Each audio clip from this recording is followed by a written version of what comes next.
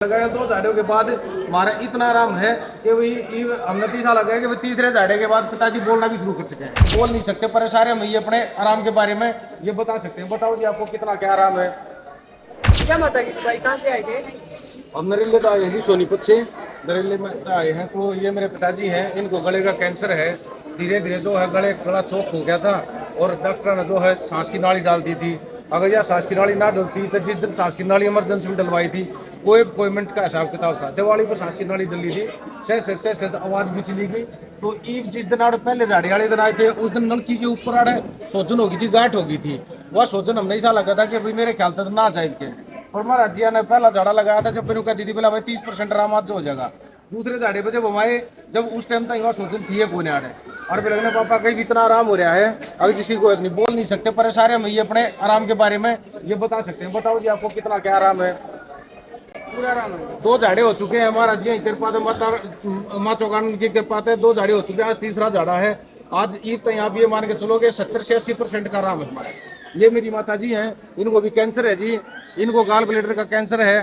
तो जब शुरू में आए तो इनका भी आराम नहीं था, पर ईब ये अपनी उकत ये कह रही है कि मेरे भी 80% तक आराम है। तो कैसे साल से दिक्कत थी भाई? ये पिताजी यहाँ का जी पिछले 4 साल की दिक्कत थी। फरवरी 2023 में पिताजी यहाँ के डॉक्टर ने ये बोला था कि अभी 4थी स्टेज का कैंसर है। और एम्स वाला ने तो ये भी बोल दिया था कि अभी 3-4-5 महीने के मेहमान है, इनकी सेवा कर लो, कीमोता ही देने मना कर दिया था। पर उसके बाद हमने लैंग थैंक करके भी और थोड़ा बहुत इलाज चलवाया, देशी चलवाई।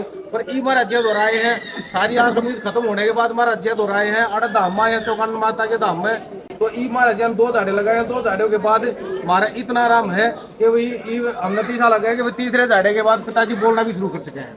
और इतना आराम हमारे माता जी का है। तो भाई देखो डॉक्टर वहाँ भगवान भाई, बुखार मारा चढ़ जा भी डॉक्टर के जावा भाई। डॉक्टर ने 4 साल तक भाई देखो पूरी क्रिया करी भाई, पूरा बचाने की कोशिश करी। फिर आखिर में हार तक बोले भाई सेवा कर लो। तो डॉक्टर तो कहेगा आखिर में सेवा कर ले और भाई भगवान का भरोसा है। तो आखिर में भगवान का भरोसा करके माँ चौगानन धाम पर परिवार आया। आज रिजल्ट आ रहा है। मैं का मैं बिल्कुल सोगा सो रहा हूँ। पहले सूजन उजन थी सारी, पहली बार आशीर्वाद दिया था, पहली बार में खत्म हो गई थी भाई। तो ये माता रानी का चमत्कार है भाई। धरती पर सारी चीज है, डॉक्टर भगवान हो, डॉक्टर नाम भी मानना है भाई। लेकिन डॉक्टर ने अपनी क्रिया करी, सारे काम करे, फिर भाई आखिर में डॉक्टर भी नुका मैं भगवान का भरोसा है। तो डॉक्टर भी भगवान ने मानना है, तो भगवान है तो रिजल्ट सारे श्याम भी है भाई। और माँ चौगानन के धाम के यहाँ हम आए हैं, महाराज जी के दर्शन हुए, महाराज जी का आशीर्वाद प्राप्त होया।